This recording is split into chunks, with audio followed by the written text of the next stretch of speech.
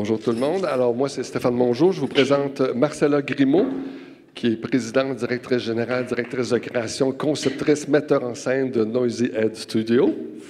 Je vous présente Maxime Carbonneau, co-directeur général et artistique de la Messe Basse.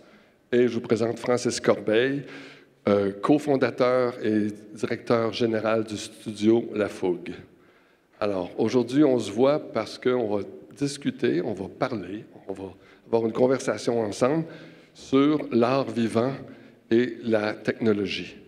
Alors, discuter un peu des enjeux, discuter comment est-ce qu'on combine les deux en création, en production, puis peut-être aussi comment c'est né. Il y a des gens ici qui ont fait beaucoup de travail multimédia, des spectacles avec des artistes de musique, du théâtre, du cirque. J'ai oublié de dire que Maxime est aussi un comédien, metteur en scène, auteur. Alors, il pourra aussi nous partager ce qu'il fait avec sa compagnie de théâtre et comment est-ce qu'il le fait.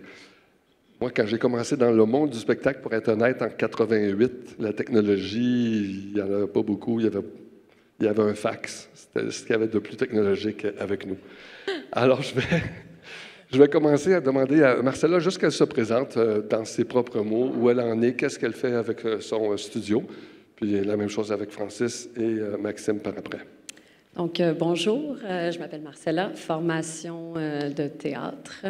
Mon parcours a commencé, j'ai commencé à faire donc, je me suis associée, j'ai fait partie de studios qui faisaient du contenu vidéo dans des shows live. C'était à l'époque où le contenu vidéo prenait encore plus de place et qu'il n'y avait pas tout simplement juste de l'éclairage et de la scène. Et de fil en aiguille, voilà, j'ai eu la chance de participer à des gros projets, des tournées américaines et des projets d'envergure, donc avec des gros artistes pop, Taylor Swift, Rihanna, Watch the Throne, Black Keys, etc. Et avec des studios, donc Geodesic, Silent Partners, For You To See. Et par la suite, j'ai fondé donc Noisy Head Studio, un studio qui se spécialise dans la création de contenu vidéo pour des shows live, pour des shows d'aréna, des shows de cirque, de théâtre, mais aussi à faire donc de la mise en scène moi-même, de la direction artistique, concevoir des univers visuels pour des prestations, que ce soit à la télé ou donc en aréna et en théâtre, et également un peu de réalité virtuelle, vu qu'il a fallu se renouveler un peu en temps de pandémie. Et donc, c'est ça. Aujourd'hui, on œuvre là-dedans, dans des shows live, dans la création de contenu et puis dans l'écriture de spectacles. Merci, Marcella. Francis? Salut, Francis, DG, cofondateur de La Fougue depuis 2020. On est semblables un peu. Hein? On est des bons amis, on va dire. On va vous le dire tout de suite. C'est bon. Fait que non, j'ai commencé en conception sonore au début des années 2000, mais je me suis vite retrouvé en tant que tech vidéo dans la première garde, intégrateur, programmeur, au milieu des années 2000. Fait que j'ai fait beaucoup de tournées à l'international, des shows du Cirque du Soleil, programmation. Pour ensuite me joindre, quand j'ai eu les enfants, était la tournée, je me suis joint à Geodesic en premier, avec Marcella, Olivier Goulet. J'aimais bien la gang, fait que je me suis joint à eux. C'est là que je suis devenu plus designer, concepteur technique, de grosses tournées, là, comme on disait. Et puis on s'est fait par la suite acheter par une compagnie qui s'appelait For You To See, qui était dirigée par Stéphane à ce moment-là, donc vous voyez les liens. Et puis, c'est ça. Donc, encore plus de Cirque du Soleil. J'ai aussi travaillé avec les 7 doigts, puis beaucoup d'artistes à l'international, de la musique pop. Puis on a commencé à développer un peu l'installation immersive, si on veut. Et puis, quand le cirque est tombé en mars 2020, For You To See a subi. Donc, je me suis joint à mon bon ami Alexandre Barrette pour fonder le studio La Fougue. Et puis, le but du studio, c'est de rester petit, en gros, mais de faire des gros shows ou des événements complexes. Fait qu'on voit beaucoup de potentiel dans tout ce qui est Unreal, Unity, Notch, donc des engins de real-time pour qu'il y ait de la conception vidéo. Donc, ce qu'on fait, c'est des gros shows en live ou immersifs de vidéo. Puis, on ne veut pas non plus marcher parce qu'on a tellement d'amis qui font du beau contenu, tellement de compagnies à Montréal, donc on se trouve vraiment entre la production puis le design technique. Donc, on a trouvé notre petit îlot là. Je Je pense que ça marche bien jusqu'à maintenant, du moins. Merci, Francis. Maxime? Oui, Maxime, je suis cofondateur de la compagnie qui s'appelle La Messe Basse. Les spectacles qu'on crée, en fait, on amène des matériaux qui ne sont pas destinés au théâtre pour faire du théâtre. Ce qui nous intéresse particulièrement, ce qui m'intéresse particulièrement, c'est la friction entre les différents matériaux. Puis la technologie est arrivée dans les dernières années, dans les créations qu'on a faites. Un peu par la force des choses, c'est arrivé aussi en moment pandémique où il a fallu questionner aussi comment on rejoignait le public, puis comment on ouvre le quatrième mur. Puis la technologie, c'est immiscé là-dedans. Puis ce qui m'intéresse particulièrement dans cette relation-là avec la technologie, c'est comment moi, ça me transforme comme auteur ou comme metteur en scène. J'essaie de la considérer comme un partenaire de création qui m'amène dans des territoires où je ne serais pas allé spontanément. Donc, j'essaie de co-créer avec la technologie. Il y a quelques années, j'ai coécrit un spectacle avec ma collègue d'une dizaine d'années qui s'appelle Laurence Dauphinet, un spectacle qui s'appelait Siri, qu'on a coécrit avec Siri, l'assistante personnelle d'Apple. Un processus qui a duré 3 ans à essayer de cerner c'était quoi ce répertoire-là de l'assistante personnelle, puis essayer de voir quels mots-clés déclenchaient quelles questions, comment on peut décontextualiser les questions en gardant certains mots-clés. Ça a créé une espèce de partition performative, rhizomatique, qui demandait beaucoup de skills à la comédienne qui jouait avec Siri. Mais c'est ce type de relation-là avec la technologie qui m'intéresse particulièrement, là où je me retrouve à plus savoir comment écrire, à plus savoir comment mettre en scène. C'est cette espèce de vertige-là qu'on cherche. Merci, Maxime. D'ailleurs, je vais rebondir là-dessus.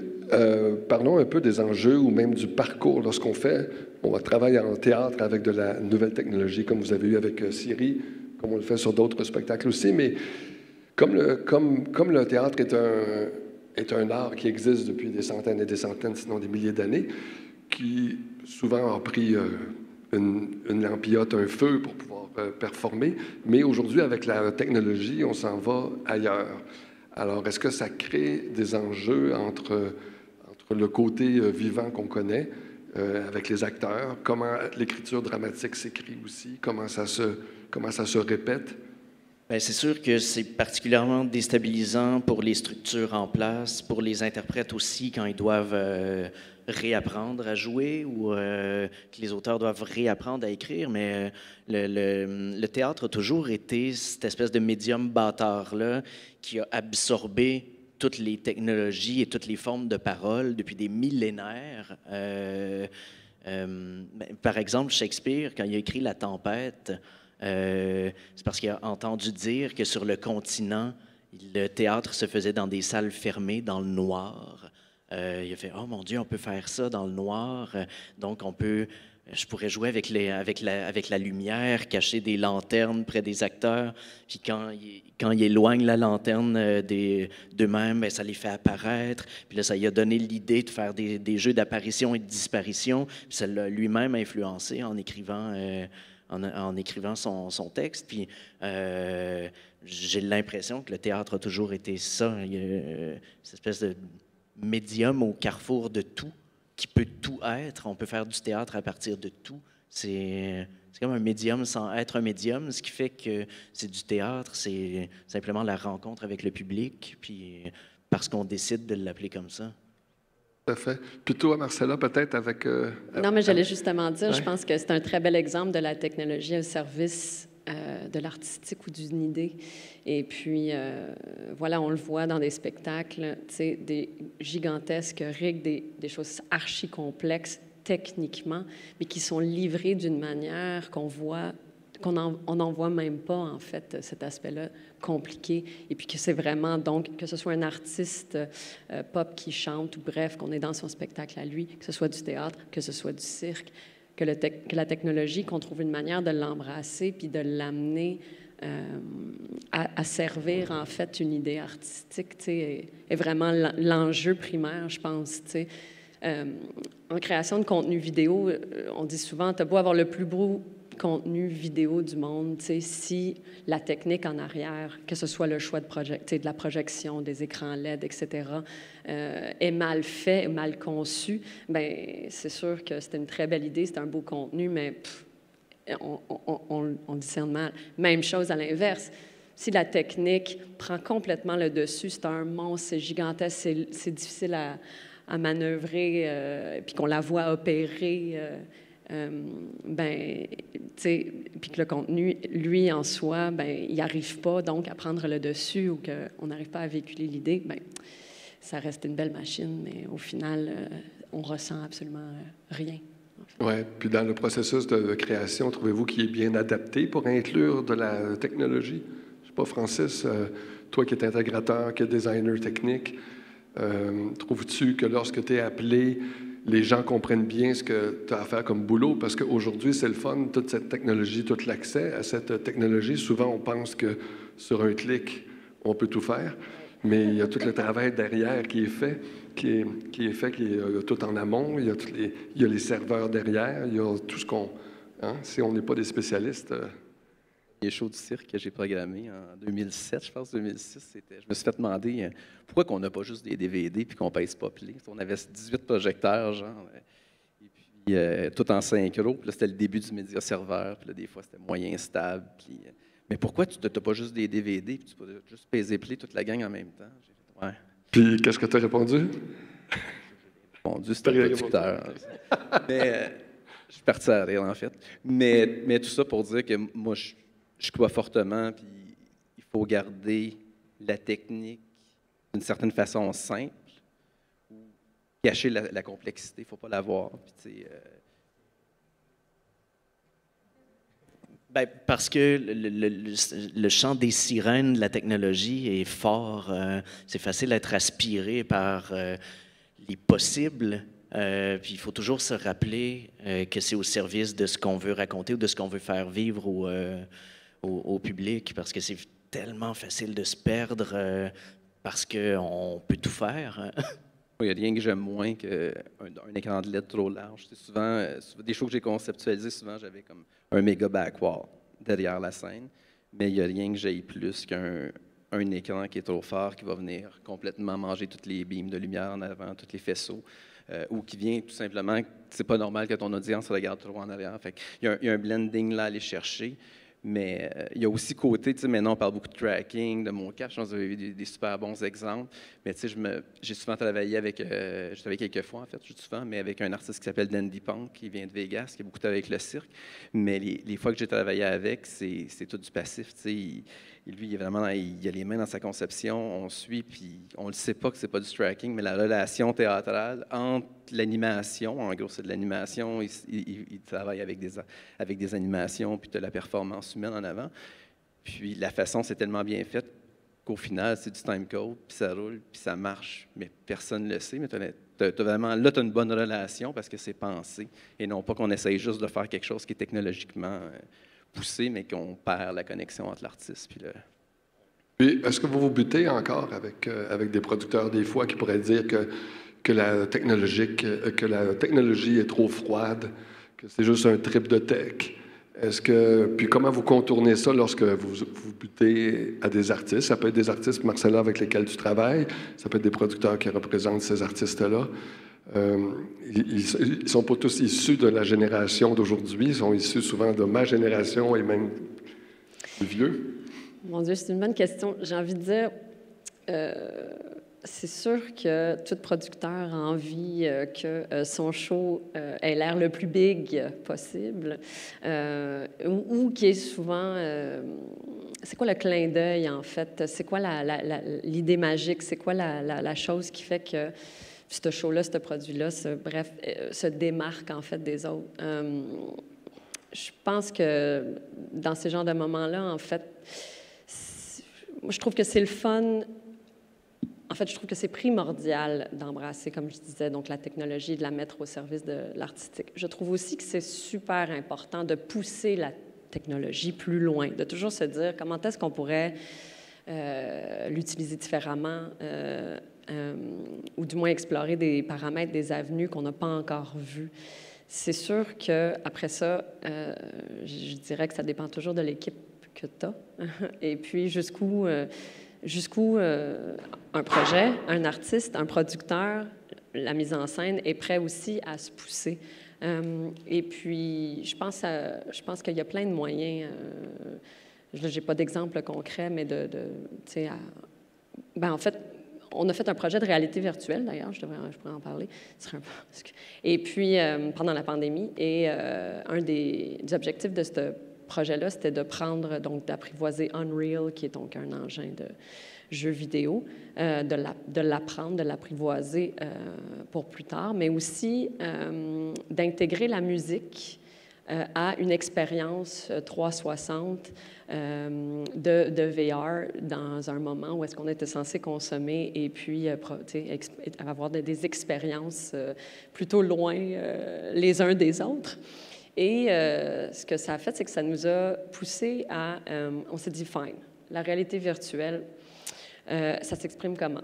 Il y a des tournages 360, donc des caméras à multiples lentilles qui peuvent capter une scène.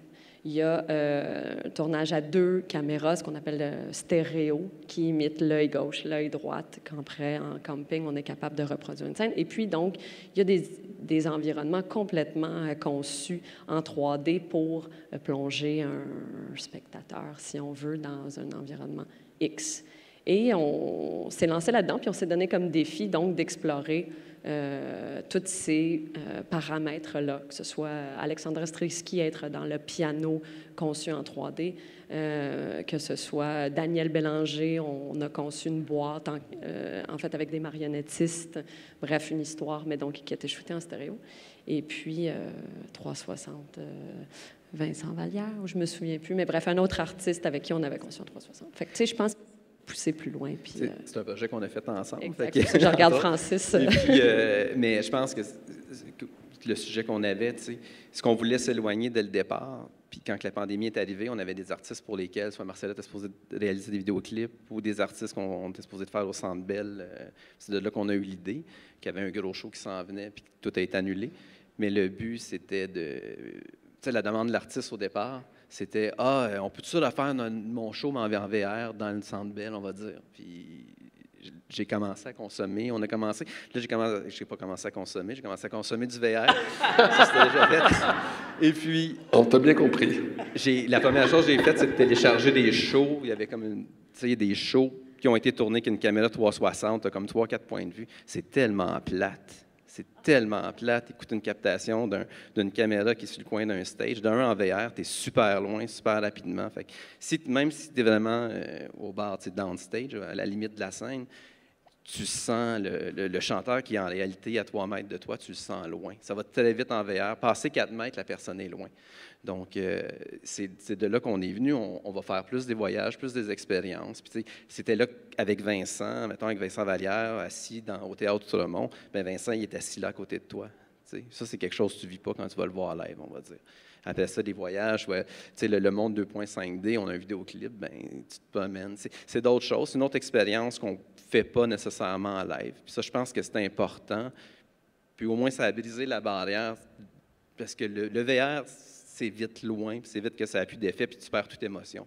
Par contre, puis pour en avoir fait d'autres avec beaucoup de danse par après depuis, c'est le fun de les avoir d'en face. Puis c'est ça que tu ne vis pas quand tu es assis à la PDA, à 10e rangée, 15e rangée. Tu n'as jamais un danseur proche de toi, puis c'est là que ça l'amène de l'émotion que tu ne peux pas avoir live. Mais c'est là qu'il y a un bon lien, en fait, à faire. Puis de ton côté, toi, Maxime, quand tu pars une écriture d'un spectacle, qu'est-ce qui motive en premier?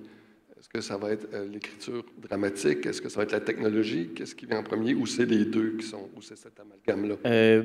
Ben, ça commence avec qu'est-ce que j'ai envie de dire. Puis ça part toujours d'un manque. Là. Je pense que comme artiste, quand on crée, c'est parce que c'est pas parce qu'on a quelque chose à exprimer, c'est surtout parce qu'on a un manque à combler. Puis on utilise notre médium pour le combler. Donc je cerne ce manque-là, puis ça m'amène à chercher mes collaborateurs, puis j'entre la technologie là-dedans, avec quelle technologie j'ai envie de collaborer. Comme je travaille en ce moment, je suis en recherche sur un spectacle qui aura peut-être pas lieu, mais en fait, j'essaie de trouver c'est quoi ma relation avec GPT-3 que j'entraîne sur moi-même et sur tout ce que j'ai écrit. Et ma partenaire co-créatrice depuis 10 ans aussi, on entraîne une version de GPT-3 avec elle. Puis, en fait, je me demande comment on peut archiver la collaboration. Puis donc, notre intuition nous a amené vers GPT-3, qui est un outil générateur de texte, mais qui est entraîné sur des milliers d'œuvres de fiction, entre autres. Puis ça fait partie des premières intuitions de collaboration, je dirais. Je ne sais pas si je réponds à ta question. Oui.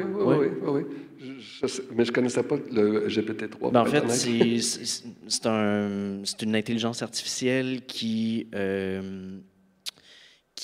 génère du texte, mais selon la probabilité mathématique de complétion d'une phrase ou d'un texte, tu lui donnes un prompt, un contexte. Par exemple, on est au théâtre, c'est une scène de théâtre contemporaine, il y a 2 personnages, il y a Laurence, il y a Maxime. Laurence a tel trait de caractère, etc. Tu peux lui demander de générer du dialogue en collaboration avec toi, en choisissant la longueur. Mais tu peux aussi, l'autre couche, c'est que tu peux l'entraîner aussi. Donc, il peut prendre certains tics de langage que j'ai moi-même. Puis là, le processus cette année, c'est de nous enregistrer 24 sur 24, puis de transférer en speech-to-text tout ce qu'on va dire dans l'année pour voir qu'est-ce qui resterait de ça, parce qu'on n'existe pas seulement à travers ce qu'on écrit, on existe aussi à travers les échanges qu'on a à l'extérieur des créations, puis on essaie de cerner comment on archive ça pour créer une collaboration éternelle jusqu'à ce que la technologie soit désuète entre 2 GPT-3 qui nous représenteraient. Donc, on est en recherche là-dedans en ce moment. C'est l'outil qui nous semble le plus judicieux pour ce qu'on veut raconter, mais peut-être que dans un an, on va faire « Ah non, on va aller vers mieux », mais peut-être aussi qu'on va se dire « Ah, les limites qu'il a sont intéressantes aussi », parce que c'est le fun d'avoir des contraintes aussi, de se dire « Ah, j'ai pas le budget pour avoir telle technologie » ou l'espace que j'ai ou le nombre de caméras que j'ai ne me permettent pas d'aller jusque-là. Puis de la contrainte naît énormément d'idées, parce que si on est juste dans les possibilités infinies, c'est très difficile d'être inspiré. Je ne sais pas pour vous, là, mais je trouve que la contrainte est la chose la plus inspirante, parce que ça te permet de délimiter c'est quoi le territoire de la création. Ça oblige à se poser toutes les questions puis de garder l'essentiel à la fin. Ouais. C'est comme une bonne sauce. Des fois, tu mets plein d'ingrédients, mais à un moment donné, tu as besoin de... Oui, puis ça garde le projet réaliste aussi. Là. Ça ne sert absolument à rien de rêver avec soit les moyens qu'on n'a pas ou ce que la technologie ne sera pas capable de nous desservir à ce moment-là. Tu sais, c'est sûr que... je me souviens, bon là, on parle des caméras tracking aujourd'hui qui existent, mais il y a 10 ans, on aurait vraiment aimé ça, avoir ça, mais... C'est sûr que la technologie était tout simplement pas là. L'interactivité aussi. Fait que je pense qu'effectivement, c'est dans la contrainte. En fait, c'est là-dedans, après ça, qu'on se dit, bon, voici notre carré du sable. Voici notre carré du sable. Qu'est-ce qu'on peut faire là-dedans, puis comment qu'on peut pousser ça plus loin? Je me demande même plus de dialogue possible entre les technologies qu'on utilise et les collaborateurs qui sont assis autour de la table aussi. On essaie de créer le plus de liens et de rencontres possibles. Puis je me demande même si l'artiste, lui, aurait été prêt il y a 10 ans. T'sais, je me demande si les comédiens, moi qui ai fait du théâtre là, très longtemps, je suis sûr qu'il y a eu un souci. Est-ce qu'on va se faire remplacer par une machine? Est-ce qu'on va se faire remplacer par un robot? Mais on est là, on est à la croisée de ces chemins. Là. Si tu fais des shows avec Siri, il y a peut-être une actrice qui va faire « Oui, mais j'aurais pu faire cette voix-là. » L'expérience de ce spectacle-là a été super intéressante pour un paquet de raisons, mais... C'était fascinant de voir que, c'est niaiseux, mais des fois, le Wi-Fi ralentissait dans une des salles où on était. Puis là, tout à coup, ça créait un délai dans les réponses de Siri. Mais là, en jasant avec le public après, ils sont comme « Oh mon Dieu, Siri a résisté à répondre à certaines questions plus intimes à ce moment-là. » Puis, mais on fait ça, les humains, on se projette, on anthropomorphise tout, puis on met de l'intention même dans là où il n'y en a pas. On a mal pour un arbre qui se fait couper une branche. On se projette dans tout. Puis là, je trouvais ça super intéressant que Siri devenait un espace de projection puis d'identification de la part du public. Puis nous, ben, ça nous demandait évidemment ce projet-là de le réécrire constamment parce que notre co-autrice et une des actrices changeait à tous les soirs. Il y avait souvent des nouvelles réponses et tout. Puis on l'a fait en anglais, en portugais et en français. Puis d'une version à l'autre, ben, il fallait réécrire parce qu'il fallait retrouver c'était quoi ce territoire-là de son répertoire. C'est peut-être pas la même série qui est en portugais. Ben non, puis même la voix envoie une information. J'aime bien faire un casting, mais là, je suis pogné avec une voix en cours de route. À un moment donné, ben, la voix de Siri a changé, la voix féminine de Siri a changé. J'haïssais la nouvelle voix, je l'haïs toujours. Puis là, ben, on est comme fuck, parce qu'on a créé un filet de sécurité à la régie aussi pour des moments. On a certains pivots dramatiques qui étaient vraiment nécessaires, puis des fois, ben, Siri répondait pas, puis on avait besoin de cette réponse-là, puis après 3 fois, essayer par plein de stratégies d'avoir cette réponse-là. Si elle sort pas, ben là, on avait le filet de sécurité de la régie, mais là, on fait « fuck, j'aime pas cette nouvelle voix-là, il faut refaire les cues, il faut réécrire, ça va devenir un homme, mais là, ça veut dire autre chose dans la relation. Si c'est un dialogue avec un homme, alors qu'il y avait quelque chose de la sororité avant, puis, mais tout ça, c'est parce que la technologie on l'utilisait dans le live, l'extrême live de la performance. C'est ça qui est incroyable avec Maxime. Il collabore avec la technologie. C'est vraiment une collaboration directe sur tes projets. Oui, parce que la majorité moi, je ne parle pas à des serveurs vidéo. Oui, c'est ça. La majorité du temps, c'est programmé, c'est chorégraphié. Avec des serveurs, non? Non, pas vraiment. Je devrais peut-être plus, en fait. Puis l'interactivité, la réalité augmentée, est-ce que c'est des choses que vous avez touchées? AR, oui. Ben, je vois une grosse opportunité là, maintenant avec toutes les installations immersives, les déplacements, parce qu'on emmène le public vraiment se déplacer dans la salle. On n'est plus juste dans un théâtre à l'italienne nécessairement, mais de plus en plus. Puis là, il y a eu une grosse vague avec la pandémie d'expériences plus ou moins réussies, ou des fois très bien, des fois un peu moins. Mais il y a eu une grosse mode, on va se le dire. Mais ça, je pense qu'il y a un futur là-dedans. Je pense pas que ça va rester juste avec des peintes, avec des images libres de droit. Là, on va vraiment aller ailleurs avec du contenu créé, ça va être de la musique, ça va être des expériences, ça va être aussi des artistes. Mais je pense que la réalité augmentée a une grande place à aller chercher là, que ce soit avec lunettes ou pas. Mais oui, d'amener l'expérience, de déplacer le public, d'avoir des lunettes, je pense que même peut-être plus que le VR, en fait. C'est drôle parce que ce matin, j'étais allé au Cosmodome. Je n'étais jamais allé là avant. J'ai fait le tour, j'ai regardé, puis tu sais, c'est tout scientifique. C'est un peu ce qu'on fait. C'est un peu de... Là, c'est scientifique, c'est éducatif, mais ils utilisent quand même les mêmes codes que nous. C'est un jeu de rôle, c'est un escape room presque. Tu sais, pas, tu joues un rôle, tu as un dialogue, tu as un scénario qu'il faut suivre, il y a des boutons qu'il faut presser. Tu fais semblant d'être un pilote, tu fais semblant qu'il y ait un problème, les lumières bougent pour vrai, tu es dans un décor du vaisseau spatial, tout ça. Fait que tu le vis aussi. Bien, je pense que l'immersion, les projets qu'on a appelés immersifs, bon, il y en a eu beaucoup, justement, des peintres, des salles avec la projection, etc. Bon, oui, il y a une certaine immersion, mais je pense que les expériences de show, si on veut, où est-ce qu'en tant que spectateur, on est beaucoup plus interpellé, on va en voir de plus en plus. Bon, là, il n'y a pas forcément la touche de technologie, l'ordi, le si, mais si on regarde les espèces de projets à la Sleep No More ou, mettons, Est-ce que je meurs? Je ne sais pas, Brigitte Poupard vient de faire un spectacle, justement, où est-ce qu'en tant que spectateur, on est debout, on est interpellé, on voyage, on se déplace, on découvre des nouvelles choses, vont faire de plus en plus apparition parce qu'on a envie d'être plus interpellé, plus au centre d'un peu de ce qui se passe, puis peut-être même dicter, diriger l'action ou le cours Et tu parlais la chose. tu posais la question tantôt sur est-ce que la technologie ou la vidéo est un médium froid?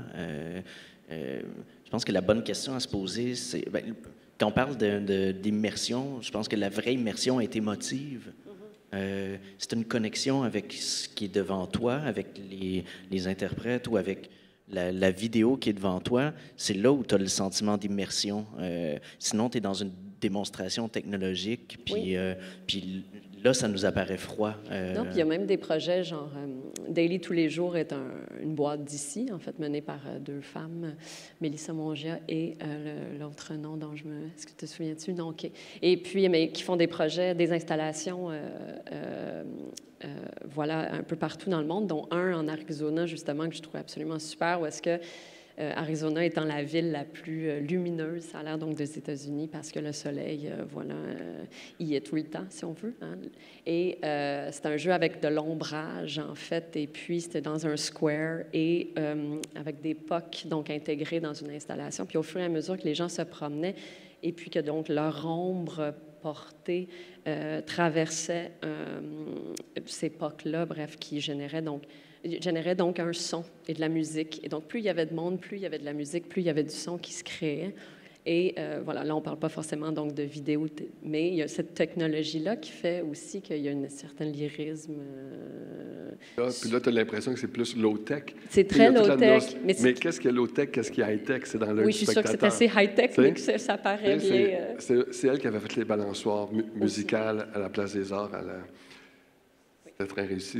Elles font de superbes choses, mais tu regardes ça, tu dis, c'est low-tech. Mais derrière, il y a quand même des technologies. Puis je pense que ça, on se le fait aussi souvent dire, on va y aller low-tech. Qu'est-ce que tu veux dire par low-tech? Ça va être du jus de bras ou c'est parce que tu n'en veux pas de technologie? Là?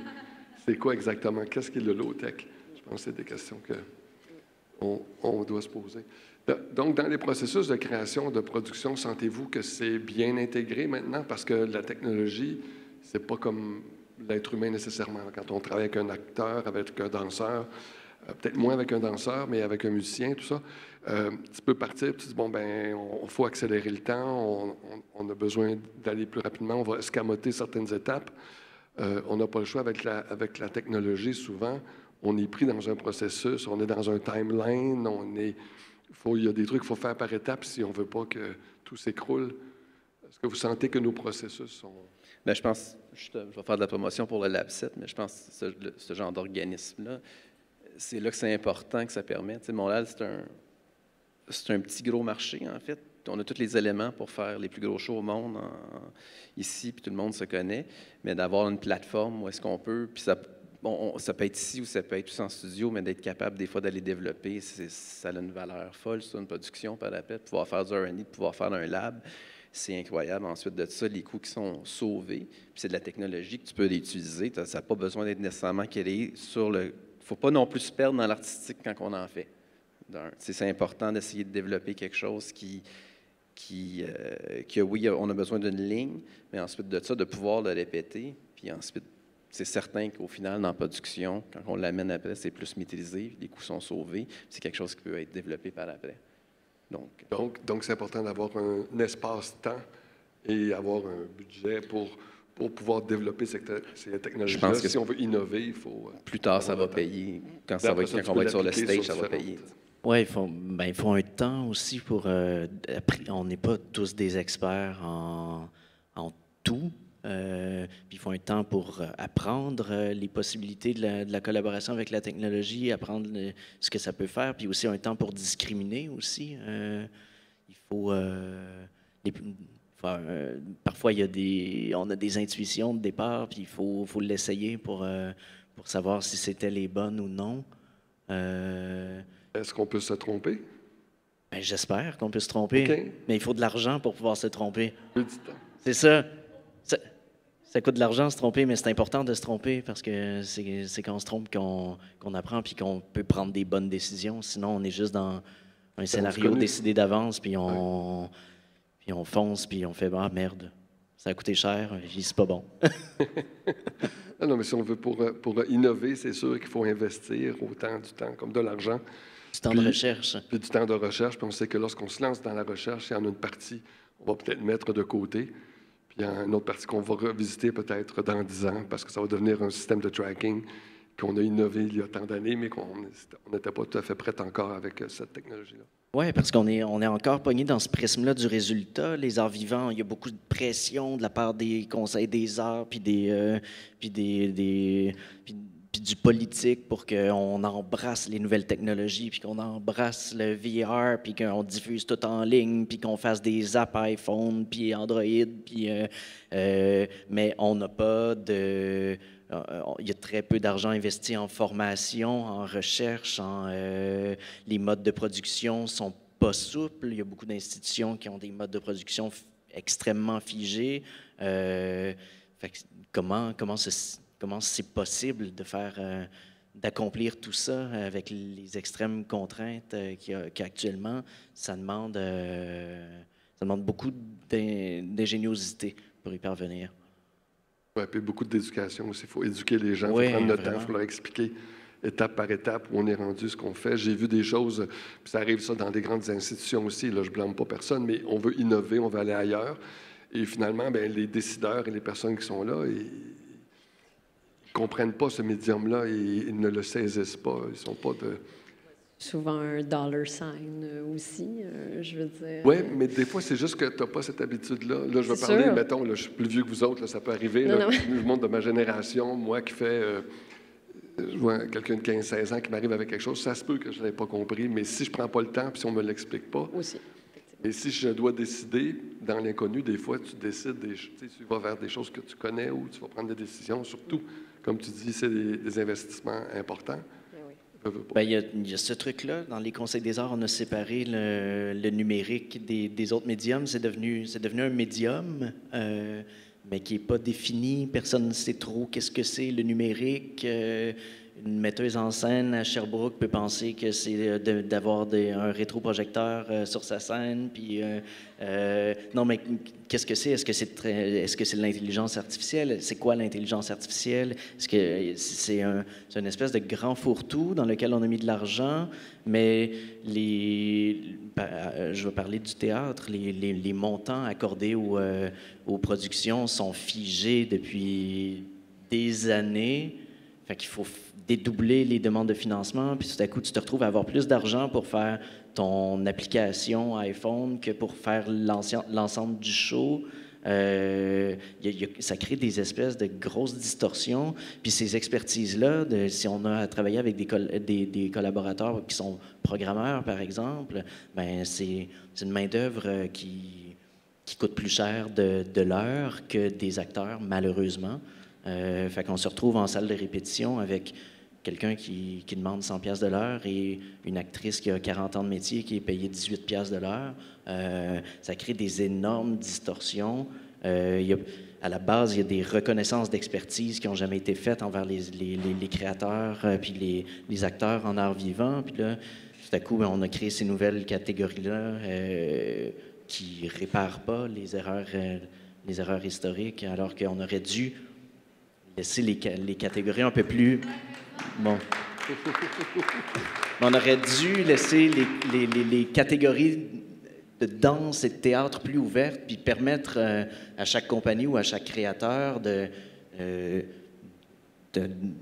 demander 100 000 de plus pour un projet parce qu'il y a une nécessité technologique, plutôt que de devoir justifier à un autre jury que son premier projet a besoin de VR pour exister. Ouais, voilà. Ouais. Excusez, non, mais ça l'ouvre toute une autre discussion, c'est sûr, mais c'est une discussion qui est essentielle. Puis je suis sûr que c'est un défi avec lequel tu dois composer, parce que tu travailles directement avec des acteurs de théâtre et avec la technologie, si tu amènes les deux sur le même plateau. Oui, mais ça demande une mentalité de pirate, puis tout le monde, tous les artistes aimeraient avoir des rapports francs avec les institutions qui financent l'art, puis tout à coup, on ne peut pas avoir ces rapports francs-là parce qu'on est coincé dans des réalités budgétaires qui sont impossibles et c'est de la folie, en fait. Donc, on se retrouve à jongler puis à déplacer des montants, ce qui ne devrait jamais arriver. Mais on part de loin, tu sais. On part vraiment de loin parce qu'il n'y a pas si longtemps, il n'y avait pas beaucoup de technologie. En même temps, on parle de les tracking, les spots, automation. c'est une technologie, Oui, mais on oui, n'a oui. jamais créé de catégorie éclairage électrique dans les conseils des arts quand c'est arrivé, tu sais. Non, mais on a rajouté de la vidéoprojection qui n'existait pas avant l'an 2000. C'est arrivé vers la fin des années 90, les premiers projecteurs vidéo. Donc, ceux qui faisaient du contenu qui allait sur des écrans, ce métier-là n'existait. Il existait, peut-être c'était des gens qui faisaient du graphisme, des jeux vidéo, autre chose, mais pour l'application en spectacle, ça n'existait Bien, pas. ça passait par l'éclairagiste, en Oui. fait, parce que la vidéo en soi, oui, il y a des images abstraits, narratifs, fine, mais c'est en soi la lumière.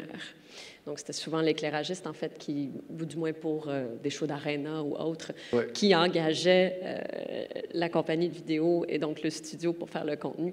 Puis là, ben, vous pouvez vous imaginer que c'est ça, tu sais, la vidéo et l'éclairage, souvent, sont mieux d'être bien mariés ensemble, parce que sinon, ils tirent la couette chacun de leur bord. Ben, parce que les deux vont. Ben, les vont deux créer de la illuminent, lumière, les deux, veulent pas. exactement, puis ben, bien utilisés, ont chacun de leurs forces, en fait. Donc, c'est ça. Et puis, jusqu'à ce que la vidéo ait les reins assez solides pour se Pour mettre vivre à avoir d'elle-même. une place.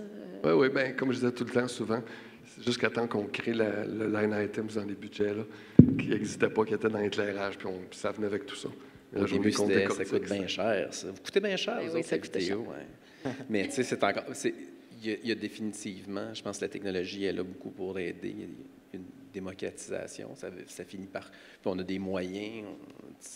Moi, ça me fait toujours plaisir d'être capable de sortir au bout d'un laptop, puis d'être capable de mapper des tubes, puis avec des moyens, puis on remplit une scène, puis on a quand même quelque chose qui est rempli. Tu sais, j'ai travaillé avec Fred Fortin, puis je l'ai fait pour le fun de le faire, puis ça, c'était important, puis au final, c'était chaleureux. Puis ça coûtait pas cher, mais il y avait de quoi de plus là. Puis ça, je pense que c'est important qu'on le fasse avec le théâtre.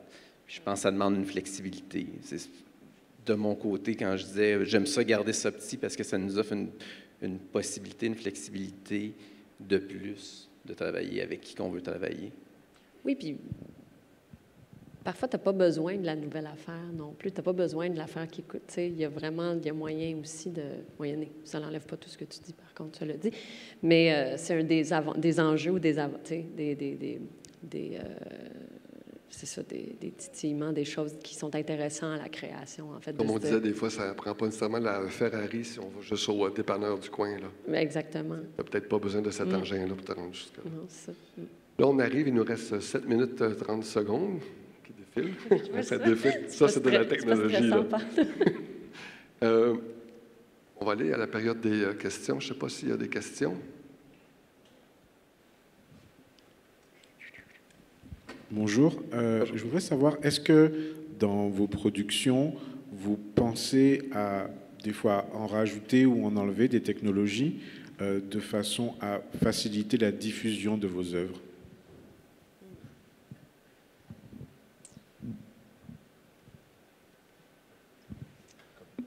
La diffusion live ou la... Je veux dire la diffusion dans d'autres espaces qui peuvent ou pas, ou qui ont les moyens ou pas d'accueillir les Pour technologies. alléger une tournée, par exemple. Exactement, oui. Souvent, on Donne un part... peu le contexte de la question. Moi, je viens de la Martinique. Et alors, déplacer énormément de technologies où on n'en a pas autant sur place. Et ça limite parfois l'accueil des œuvres qu'on peut avoir dans nos circuits de diffusion. Il y a plusieurs exemples, tu sais, comme nous, soit sur la scène, souvent on va partir, on va faire une tournée d'aréna, des grandes arénas de hockey nord-américaines, on va aller en Europe, les salles vont être beaucoup plus petites. Déjà là, il doit déjà avoir une mentalité derrière ça, une pensée derrière comment qu'on refait, comment qu'on reforme pour aller en Asie dans 6 mois, ou pour faire des shows télé aussi, ou des galas. Puis ensuite de ça, ce que j'ai vécu beaucoup dans les dernières années dans l'immersif, c'est qu'à chaque fois qu'on change de salle, il y a le plafond. Donc, d'y aller modulaire dans la conception de contenu, ça, il faut que le monde y pense quand on conçoit le premier événement, mais de quelle façon qu'on va être capable de jouer avec les dimensions, avec la forme souvent, avec le parcours. Ouais. Fait que ça, c'est important. Je pense qu'il faut être capable d'adapter nos contenus puis notre technique pour les différents contextes. Je pense que quand on reste proche de l'artistique, que ce soit une histoire racontée ou que ce soit un spectacle de musique ou autre, après ça, c'est ça. Il y a moyen de réfléchir à un genre de spectacle et ses déclinaisons, de comment est-ce qu'elle peut se décliner tout en respectant l'espèce de petite touche ou la signature visuelle qui lui a été accordée.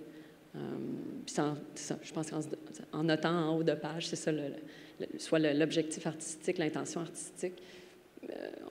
Réfléchir ensuite à des déclinaisons de comment prendre quelque chose de grand, médium, le rendre médium, le rendre de taille plus petit, puis que ça garde sa touche.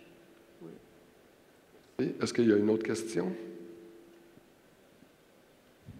Oui. Voilà.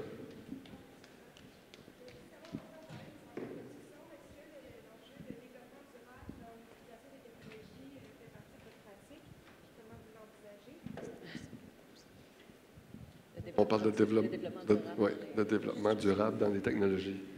Ça fait partie de nos pratiques, puis comment est-ce qu'on l'envisage? Beaucoup vers la Céno. Là. Je sais qu'il y a Ecocéno. C'est génial. Merci, Ecocéno. Mais juste dans la technologie. Ma question, c'est vraiment sur la technologie, pas nécessairement sur le décor, parce que c'est oui. facile de l'imaginer maintenant grâce à ce que Ecofiseno fait au niveau de la scéno ou des costumes, mais justement, comment l'amener ailleurs au niveau de l'utilisation de la vidéo dans vos œuvres? Ouais, bien, je pense que déjà, les appareils techniques ont changé beaucoup. Comme vous savez, on n'est plus dans l'éclairage incandescent, on est rendu dans le LED. Ça aide beaucoup. C'est moins polluant. C'est moins polluant. Je pense aussi, ça fait partie des questions qu'on doit se poser constamment. C'est un combat, là, mais pour moi, c'est quand même assez important. Là, mais oui, la technologie se développe puis elle consomme moins, heureusement. Chez les projecteurs ou même les ordinateurs, c'est fou la consommation si on compare il y a 10 ans. Là, vu que la technologie, c'est pas tant de notre faute, mais les projecteurs laser consomment beaucoup moins. Mais souvent, ça, c'est un point qui va gagner. Ça va être monétaire encore une fois. Puis au Québec, on ne se fera pas demander de donner le nombre de consommations que nos machines vont faire. Par contre, quand on va travailler en Europe, où l'énergie coûte extrêmement cher en Allemagne, bien, il va y avoir des choix au final qui vont être faits entre certains types de projecteurs, on va dire, vu leur consommation. Parce qu'au final, quand on rentre dans un théâtre à l'année, bien, la facture, c'est plate que ça devienne économique au final. Mais oui, il y a eu un grand changement, autant pour les projecteurs que les ordinateurs. Non, mais on l'entend aussi dans les processus de création de plus en plus, de réfléchir à ça. Mais ce qu'il faut créer, encore une fois, c'est des postes, des gens qui vont faire cette vigie-là durant ces créations, durant ces diffusions-là. Puis ça, nécessairement, c'est pas toujours bien intégré encore. Hein? On le sait, mais je pense que ça s'en va vers là. Il y a un grand souci pour tout le monde. Je pense que c'est pour le bien de tout le monde de le faire, mais il faudrait déjà capturer quelle est la consommation qu'on entrevoit, puis après ça, comment est-ce qu'on peut la réduire, et puis qu'il y ait des options. Mais pour ça, il faut inviter du monde à la même table de conception puis de production, puis qu'il y ait une vraie voix. Puis, si on parle de pensée écologique, c'est aussi de mutualiser les ressources. Les compagnies qui ont du matériel devraient les offrir aux autres compagnies quand le matériel est disponible. Ça permet de ne pas acheter du nouveau matériel, d'acheter des nouveaux laptops, d'acheter des nouveaux projecteurs. Quand ça circule, ben, on achète moins. Parfait. Merci. Oui, il y a une autre question? Oui, je voulais savoir comment est-ce que vous appréhendez dans vos productions les pipelines de travail de tout le monde qui vient du jeu vidéo avec les outils comme Unreal, Unity, dans les pipelines qu'on a en spectacle vivant plus traditionnel de travail. Ben, je peux commencer. J'ai un spectacle en ce moment au Théâtre Denise Pelletier où le prologue du spectacle est une espèce de jeu vidéo disponible sur Apple Store, etc. Puis, mais dans le processus, c'était important pour moi que ce ne soit pas deux équipes, qu'il n'y ait pas l'équipe de l'application et l'équipe du spectacle, que les deux concepteurs sonores s'échangent des matériaux, qu'il y ait un mood board partagé entre tout le monde pour que ce soit les mêmes langages et qu'il y ait un processus d'apprentissage aussi entre les différentes expertises des deux disciplines qui se répondent, que ce soit la vidéo ou... ouais. Même les éclairages, je trouvais ça intéressant de penser aux éclairages dans le jeu versus les éclairages sur scène, puis qu'il y a une cohérence de langage.